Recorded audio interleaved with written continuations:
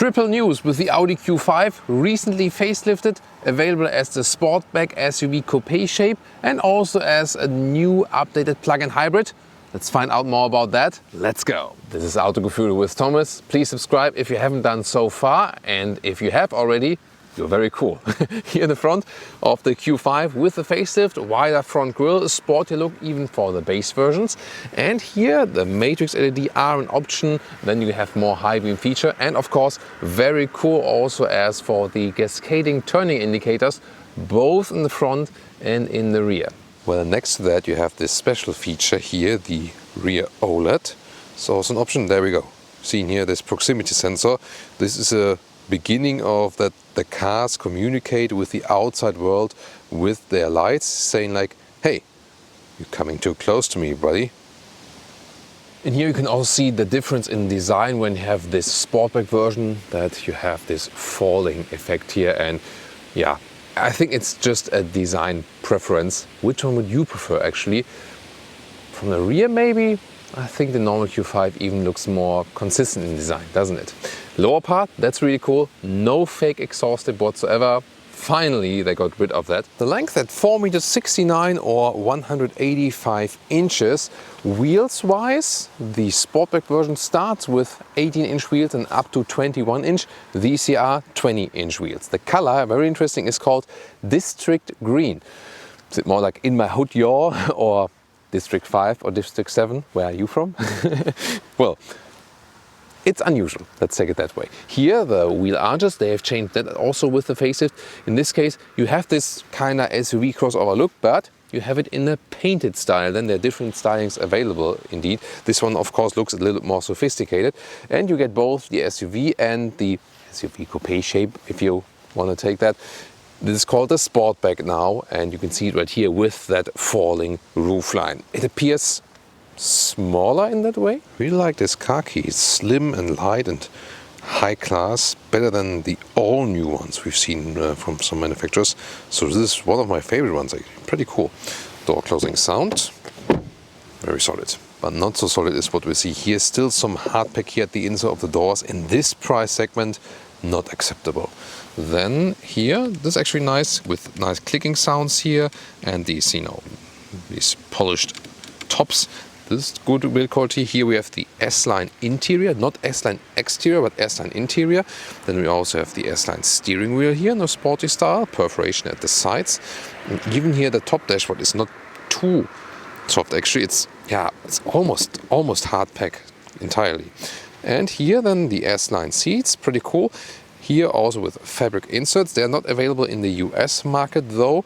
In Germany or in general Europe you can get here fabric or also microfiber, but never without animal share. So not a step in the right direction yet. Also with the facelift, no news in that respect. But the seating comfort in general here is actually quite decent. Here we have the manual control of the steering wheel, but goes very wide in and out, and with 1.86 or 6'1", there's plenty of headroom left. Interior overview, very clean, stylish here with this split here, Quattro logo and brushed aluminum. And yes, my favorite AC unit, and I really love it. It's so easy to control it while driving, and listen to that. Click, click, click from the Audi Sound Laboratory. It's wonderful. And also here, this has some capacitive function. It's interesting, right? So there are actually buttons which have some capacitive function, but still there are, real buttons. Really, really cool. I see it is fading away, but I hope it will stay some more time. Then here in the lower part, the drive select, this is not that easy to reach. And here you can switch between the EV mode and the EV hybrid mode. Soon more details while driving about that. Okay guys, one more time. One more time. Then usually with the facelift you get now this touchscreen which is attached, 10-inch. It's very easy to access and to control actually. And here that touchscreen, to me it is actually something better because it makes the car faster to control. Here in the driving modes we can take a look at that. Here Audi Drive Select, the air suspension which is put in this vehicle as an option. Here you can raise it then, for example. Also here for off-road moding, or it will go down here in the dynamic mode. And then with this EV drive select you also have here it predominantly goes in the EV mode with the plug-in hybrid, and here it will just decide it on its own. And you can also have this battery hold or battery charge function. It's not efficient, but it might be needed if you have a city with, electric zone only or something. Then you can of course use Apple CarPlay, Android Auto. It's a nice integration like this. And the sound system here actually is pretty cool.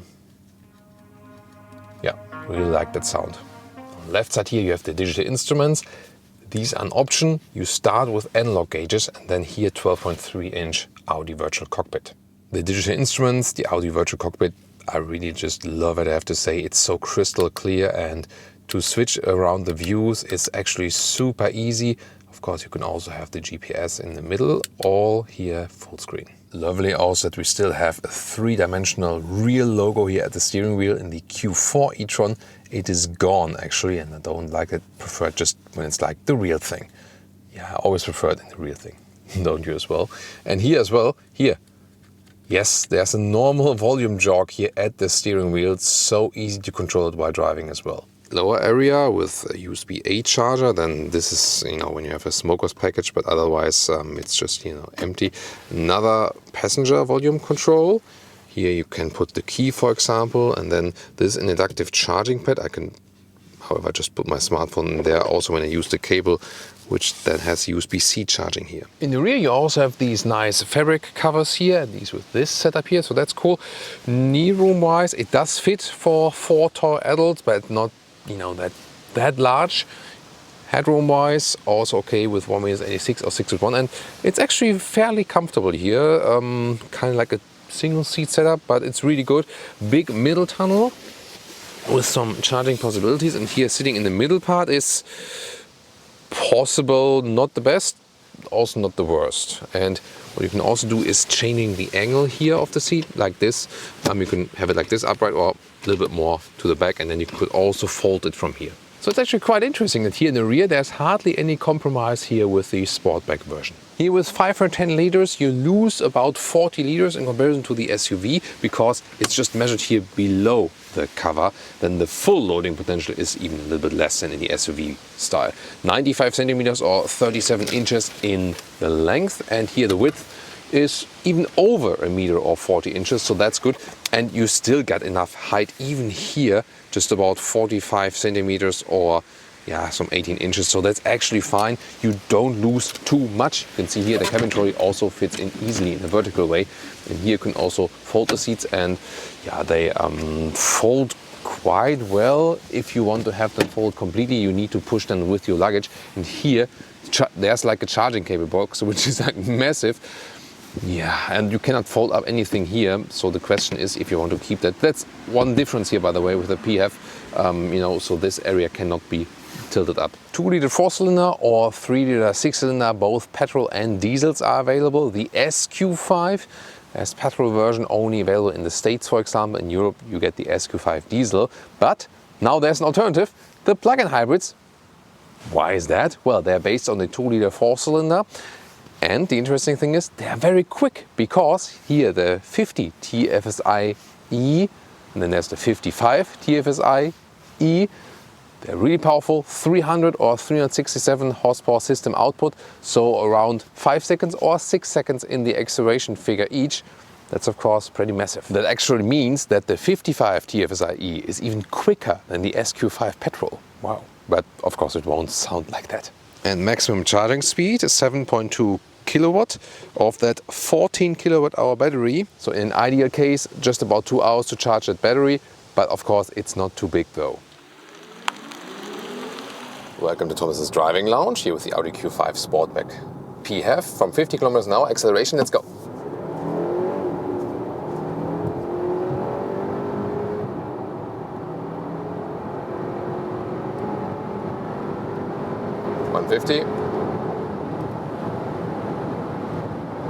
And 180, that's enough for now, so pretty quick. And of course here with the electric power, it is even quicker in the very first moments. That's the thing. And this one here around 6 seconds in the acceleration figure, and the other PHEV version, which just has a little bit more horsepower tune, just over 5 seconds, and that's even faster than the V6 SQ5. So really astonishing here, the plug-in hybrid power, although it comes from the 2-liter 4-cylinder.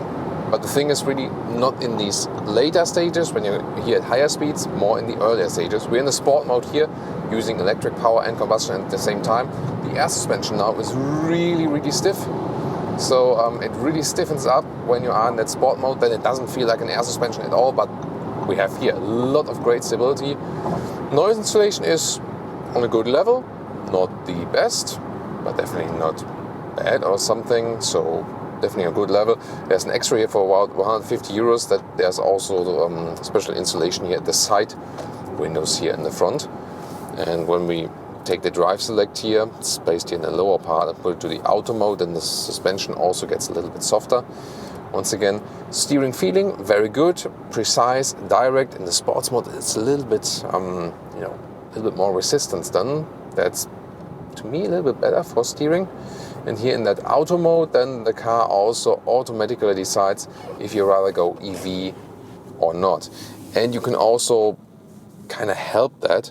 There's an EV button here, and then you can switch, showed that to you earlier in the infotainment system, between EV driving specifically and this auto hybrid. It says intelligent use of battery charge. So in this auto mode, when you're driving really slowly, then it always goes electric. And then, for example, going higher speed in the motorway, then it will activate a combustion engine. Whereas when the EV mode, the electric driving will always be kind of pre-selected and will stay in that way. Indeed, with the plug-in hybrid drivetrains, it's more efficient to use EV driving in the city and to use the combustion engine on the motorway. And that's then what this hybrid mode is actually doing.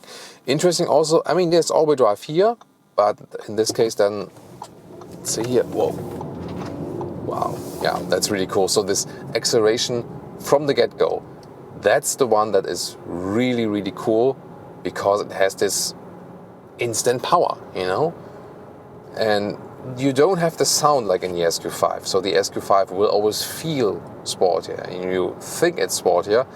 Acceleration-wise, this one already comes close. When you had the air suspension here, yeah, the suspension was quite stiff, and then you can also do some great cornering. So it really goes in the SQ5 direction in a way. Then here also with the S line, so there's not too much difference left then. Yeah, and price-wise also not, because this one here, with all the equipment we've shown you today, I mean, it's a great vehicle, but the price is at 80,000 euros? What? It's of course too expensive, that's the thing. But you get a lot for it quality-wise. It's a premium vehicle. Really feels also very good to the countryside road. Very, calm and sophisticated on the road. And about recuperation, so when you go off the throttle, the car is rather rolling, that's the philosophy here in the normal D auto mode. And just when you're actually on the brakes, then it goes into this charging area. As for the overall range, as we started here, our trip, we're about, just over 500 kilometers or over 300 miles of combustion engine range, and then around 40 kilometers or 25 miles as for the electric range. And then you have an overall range of, some 550 kilometers or 330, 340 miles, something like this. So we're actually fine with that. The electric range, of course, could be a little bit better, but most of the plug-in hybrids do not offer much more range yet, actually. So it really varies here from that official figure they're giving you. Really unpleasant weather on the outside, but this one here, the Audi Q5, gives you such a calm and settled driving feeling. You can drive it in a sport way and enjoy it with the steering and suspension and so on. At the same time, it's also good long term because you have the comfortable seating position. Here also with the best seats that are available, told you that earlier, with the fabric surface. This will be also most breathable when it's, for example, really hot in summer times. The cruise control is set with a separate stall column in the lower area here. And then with my, with my left index finger here in the upper stall column, I can also activate or deactivate quite easily the lane keeping assist. And I tested earlier on the motorway. The lane keeping assist is not intrusive at all. It rules kind of late. It's not in this autonomous area. It's more like keeping you on the lane, keeping you on the road. But the good thing about that is that it doesn't annoy you, you know, and if at some point it would annoy, then you can always deactivate it pretty quickly and then steer yourself. So this vehicle here still gives you some kind of classic analog user interface. I really like that. You have the modern touchscreen there where you can also easily get to your Apple CarPlay while driving here and so on. That's okay. It's not distracting too much because you can also easily access it in here. Then the manual climate tuning while driving, with my favorite climate unit of all times. We see it's fading away. So yeah, maybe at some point I just have to get maybe at least a model of this. Gotta ask Audi if they're, hey, do you have any of these spare parts left there for these climate units? Just send me one for the museum, you know, for the Autogefühl museum. Then I always go there, like to the, you know, behind the glass box, and sometimes like click, click, click, click for the AC unit. Yeah, you see, I'm already planning my retirement, but not yet. So back to the driving here. Yeah, countryside road, also once again very calm. And I really like to steer this car around. So it does deliver you one of the best driving feelings in this segment. Is the plug-in hybrid worth it? The electric range is limited. Probably mainly people in Germany will go for it for tax benefits. For company vehicles, you have to tax less than for your private use of the vehicle. This is the main reason. Is it really more environmentally friendly? No. Do you have less fuel consumption? Not really. It depends rather than, you know, how often you charge this one. The pure fuel consumption here, when you leave the electric drivetrain aside, when it's kind of empty, will land at about like 9 to 10 liters on 100 kilometers. So some mid-20s mpg US, some 30 mpg UK. That's not really good, you know. When the battery is empty, you carry around more weight. However, you can also use some recuperation effects even when the battery is empty. Of course, when you're on the brake, have this regenerative braking, and then you can start again with a, you know, small electric rolling or something. So that does give you something of an advantage once again, but it's not a major game changer when you're driving this car predominantly on the motorway or something. You know, it will make sense when you can commute in the city all electric, maybe during the week, or you have a short route to work, and then take a longer trip on the weekend or something. Then it makes sense.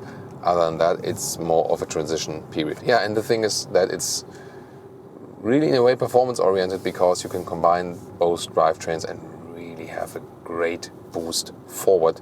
Shown that to you here in the early stages of this driving part. That was really a lot of fun.